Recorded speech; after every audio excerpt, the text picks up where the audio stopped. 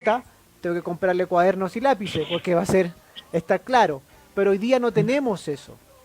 Y la importancia en Dios para que un padre espiritual pueda saber, para este muchacho nació para esto y lo voy a potenciar en eso. Sé que le va a costar, sé que va a pasar por dificultades, porque también un mal padre puede hacerte pasar o llevarte o no llegar a tu destino. Mira, a mí me ungieron de apóstol. Tú estabas, ¿no? Cuando me ungieron de apóstol. Y yo ni sabía, ni tenía pensado, me ungieron de apóstol. Ahora, a mí la gente me dice pastor y está bien. Si me dicen apóstol, también está bien. Y creo que fluyo en los 5 ministerios, porque me gusta muchísimo enseñar. O sea, esta charla es más edificante como enseñanza, más que como otra cosa. Pero tal vez aprendí que un evangelista te puede traer 10 personas, o ustedes habrán tenido también evangelistas. En Argentina hubo miles de evangelistas, y hubo algunos muy conocidos, pero el fruto que tuvieron se perdió. Entonces, ¿de qué me sirve un evangelista que me gana 100 personas hoy si mañana en la iglesia no hay 2? O sea, el trabajo está hecho, sí. O sea, para que se vayan a meter después a la Iglesia Universal, para que se vayan a meter a un testigo de Jehová, si lo único que hicieron fue recibir a Cristo en su corazón y no entendieron nada, ni de nada. Entonces, ¿de qué me sirve un profeta que, porque los habrán visto, yo tengo contacto con muchos y de los grandes, y algunos arriba de la plataforma son increíbles, y bajan, y como personas dejan cosas que desear. Entonces, ¿a dónde voy con esto? Vos comentabas algo de que antes se dejaban los niños al cuidado del sacerdote, una manera de ofrendarlo a Dios. El mismo Samuel fue criado por un sacerdote que tenía hijos malos, hijos carnales, a los que no le pudo enseñar. Sin embargo, sí fue de bendición para Samuel, tan solo porque le dijo: esa voz que escuchaste es de Dios. Una voz que capaz que hace rato que no escuchaba, pero él identificó que esa voz era de Dios para el muchacho y le fue de bendición. Pero vos le confiarías a tu hijo, a alguien que tiene hijos que están mal. No. Yo te digo: Luciano, mira, tienes que cuidar a tus hijos, mira tal cosa. Y tú me dices: ¿por qué no miras los tuyos, que son peor que los míos? Entonces se genera un problema. Ahora, lo que intentamos hacer fue forjar en todos un corazón de pastor. Porque Jesús se manifestaba en todos los ministerios. Él era profeta, sin ninguna duda, cuando estuvo con la samaritana. Dice Jesucristo, sumo apóstol, o sea, Jesucristo era apóstol. Sin ninguna duda que se fue a los 12 años a hablar con los fariseos y les enseñaba. O sea, él fluía en todos los ministerios, evangelista, donde él iba se juntaban 3.000. O sea, ahora, la Biblia dice que fue el buen pastor. Entonces, mi intención, y no digo que tenga la verdad, solamente te comparto mi opinión, es forjar corazones pastorales. ¿Por qué? Porque para forjar eso tenemos que tener todo, ¿no? Ganar las almas, cuidarlas, tener paciencia, enseñarles, profetizarles, y enviarlos, levantarlos, empoderarlos. O sea, creo que ahí está todo. Una iglesia que, a pesar de que no tenemos marcadamente los 5 ministerios, porque yo no unjo de maestro, por ejemplo, pero los tengo. Creo que el secreto es formar un corazón pastoral, ese amor por las almas, y ese amor, para redondear el concepto que habíamos hablado antes, no tiene que ver con un alma, tiene que ver con el propósito del alma. Entonces yo no me conformo con que llegó. Él llegó y ahora empieza el trabajo. Vamos a guiarlo a cómo tiene que hablar, a cuáles son las doctrinas, cuáles son las convicciones. Y parece algo que no se... Por más que vos le enseñes todo lo que sabes, le va a llevar tiempo aprenderlo. No es una fábrica de hacer chorizo, que tú metes carne picada y sale el chorizo. No, o sea, va a llevar tiempo, va a llevar aprendizaje. Entonces, es muchas veces, muchas administraciones, un poquito. y meterme donde el otro no quiere. Eso va a terminar forjando. Ahí apareció Paul. Ah, A ver, asómate. Está con la camiseta de River, mirá. y mira yo, Paul, la que tengo. Es de mi hijo más chico, el único varón. Entonces, yo estoy centrado en el propósito de mis hijos, en el propósito de mis discípulos. No estoy centrado, no, propósito. Entonces, yo tengo que ayudarle en lo que le falta. Y eso termina siendo la diferencia, ¿no? Acá en la iglesia hay más de 2.000 chicos adictos recuperados. Yo me drogué 10 años. Y los chicos no le quedan secuelas. Y no es que, viste, porque 10 años de droga, 15 años de pasta base o de mazuco, no sé cómo le llaman así, tienen que dejar secuelas. Pero con Cristo nada deja secuelas. Pero lo lindo no es solo eso, sino que terminan siendo pastores. Pastores que son de bendición para muchos, pero es difícil el propósito. Porque, vamos a suponer, yo ahora estoy bien con Luciano y bien con Juan Luis y bien con el pastor, pero si me pongo a hablar de lo que tú tienes que cambiar, te vas a enojar. Y uno dice, ¿para qué me voy a meter en este lío si estamos bien? Pero es importante. ¿Por qué? Porque el verdadero papá te va a decir lo que te conviene. Aunque no te guste. Te va a guiar a que te vaya bien. Y el día de mañana la gente dice, gracias a esa charla que tuvimos, me ayudaste a entender cosas que terminaron marcando mi destino. Pastor, hola, buenas noches, ¿cómo le va? ¿Cómo estás, Luciano? Muy bien, gracias, un gusto conocerle. Mire, yo no he querido hablar porque me ha gustado mucho la enseñanza, porque usted bien dice que habló sobre respecto que esto es más una enseñanza que un estudio, qué sé yo. ¿Por qué cree usted que cuesta tanto que algunos líderes o pastores confíen en la gente? Me refiero en el caso suyo cuando usted dice debemos formar corazones de pastores. ¿Por qué cree usted que los líderes no dan responsabilidades o ministerio a la congregación? Te hago una pregunta. ¿Los políticos así en Chile son parecidos a los de acá en Argentina? Calculo que sí, ¿no? Los políticos son parecidos. Bueno, yo no creo que los tipos estén pensando en mentir y hacer todo lo contrario de lo que dicen.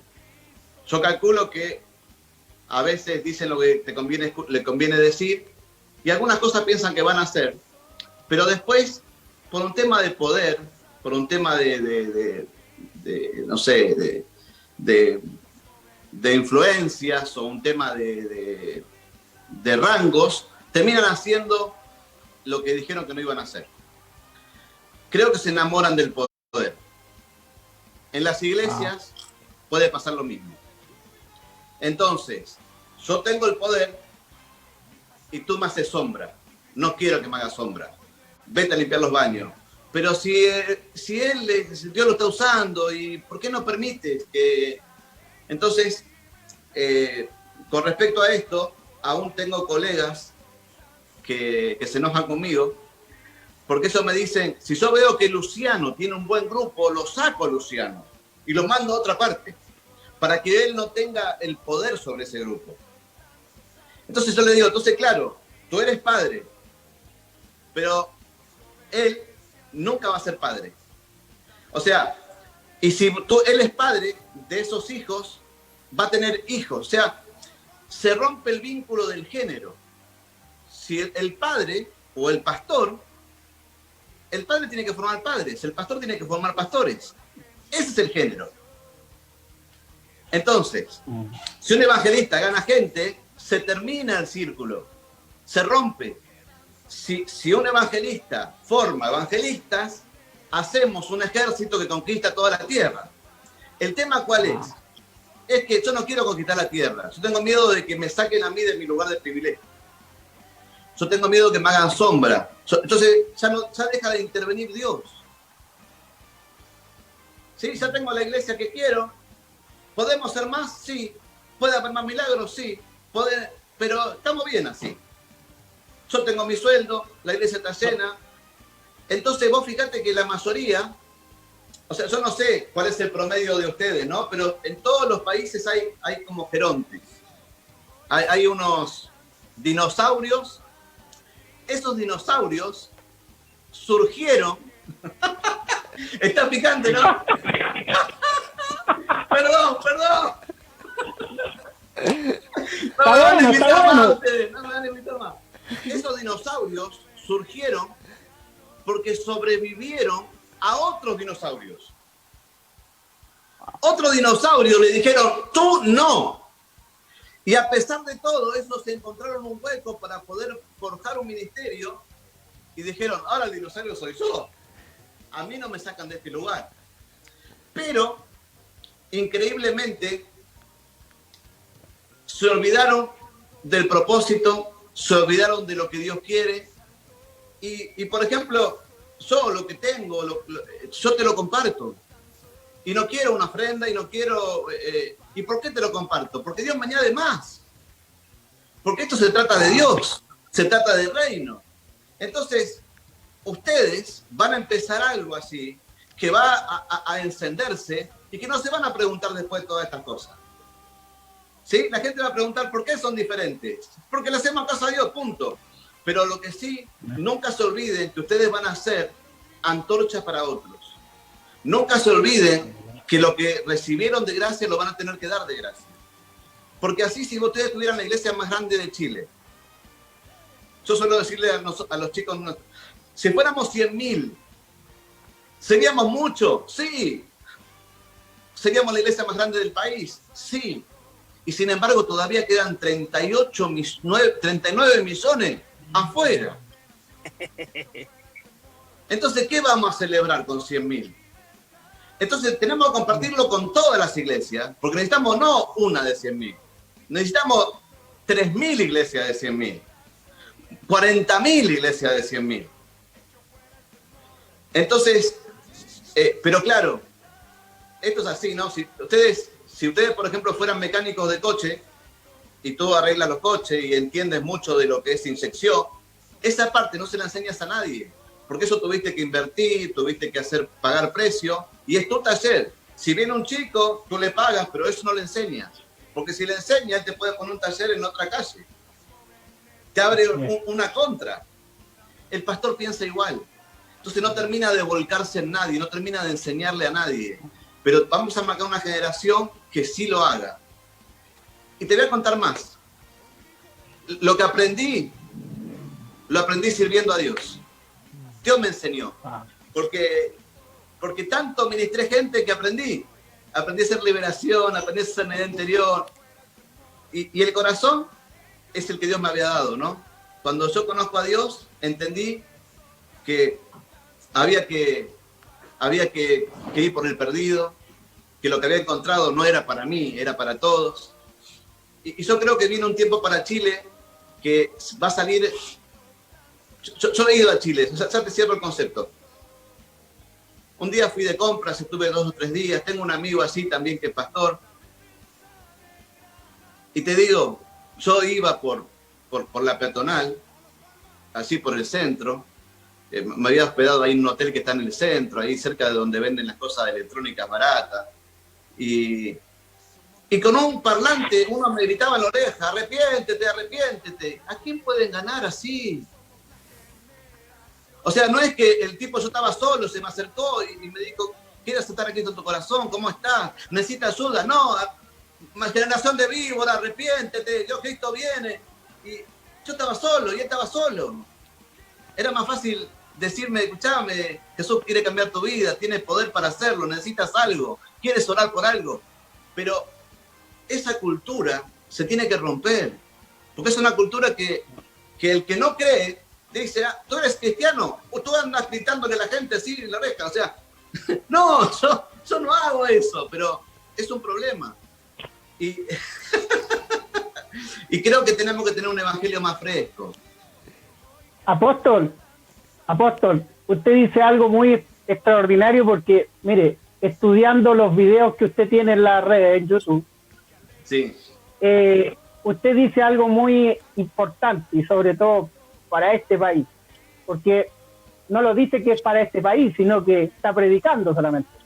Y usted está hablando de la paternidad y habla referente a una diferencia entre ser pastor y ser padre espiritual, porque el pastor tiene un techo, el que no ha sido formado por la paternidad tiene un techo, entonces tiende a envidiar al que tiene una unción o como estaba hablando usted, explicaba de hacerle sombra, ¿verdad? Y se levanta la envidia y lo ponemos a servir y a los baños, qué sé yo. Pero en cambio el padre espiritual entiende de que debe multiplicarse en otro, de impartir lo que él tiene, porque él sabe de que Dios le va a entregar más. Entonces, Chile carece de paternidad. Chile carece de paternidad. Por eso no tenemos una iglesia robusta y tampoco alguien conoce su propósito, porque ese hombre que usted mencionaba de entregar un mensaje incorrecto hace que el perdido salga arrancando más de que llegar a Cristo. Pero, Sí. perdón, apóstol. Sí. Los muchachos tienen que confesarle que ellos también predicaban en la calle como ese hombre. Fuimos reformados. Mira, Dios me bendecía. Yo hacía a personas 15, 20 oraciones de fe por día, cuando apenas me convertí. Porque lo único que quería es que la gente conociera lo que yo conocí. Y una oración de fe, tú sabes, o sea, no es que haces una oración de fe y la gente se convierte. Algunos se convierten y otros no. Pero yo creo que el tema es la paternidad bien entendida. Y hay una carencia de padres. Porque aún los que dicen ser padres no quieren que a sus hijos les vaya bien.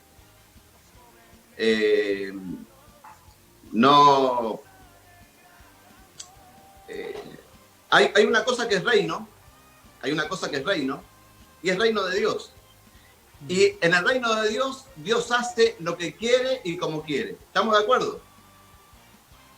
Hay otros que tienen un reinado. En el reinado, yo soy rey. Dentro del reino de Dios yo tengo mi propio reinado. Mis hijos son príncipes y ustedes son unos esclavos de porquería.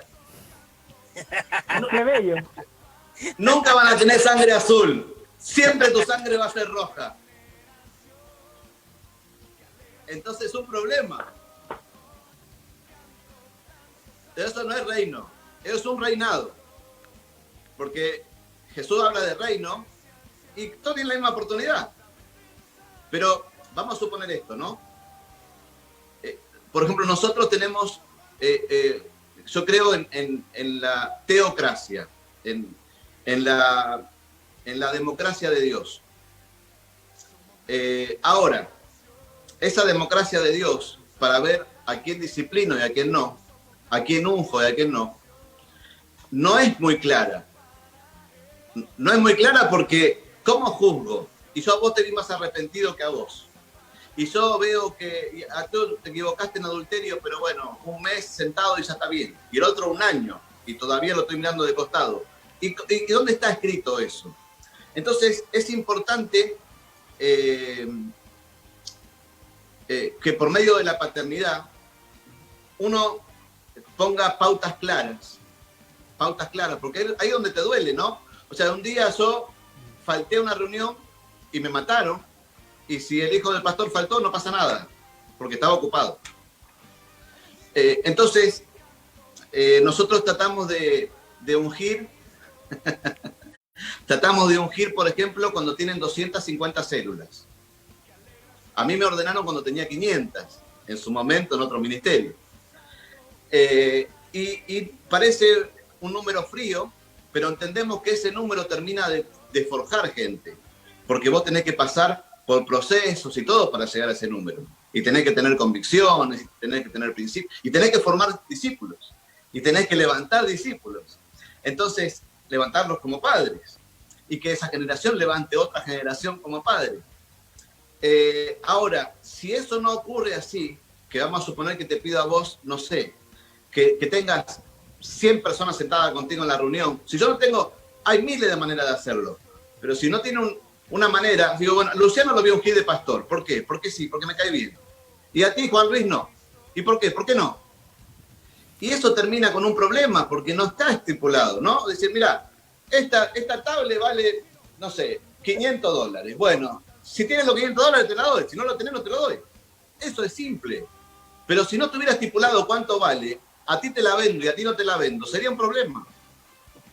Entonces, muchas veces, en esas cosas que no se terminan de quedar claras, se producen injusticias, se lastima el cuerpo, se roba el llamado, se te desgasta tu propósito, porque llega un momento donde decís, ¿para qué sirvo? ¿Para qué hago lo que hago si nadie lo valora?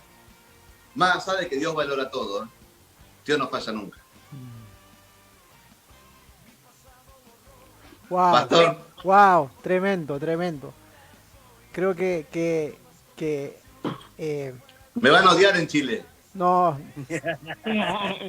hablábamos hace un momento atrás, dentro de la pauta también, y yo con otro amigo hoy día en la mañana, y decíamos que muchas veces nosotros los chilenos siempre nos catalogan como un poco pacato, un poco frío, un poco bajo perfil, pero en otras ciudades son frontales, dicen las cosas normal, porque es la verdad.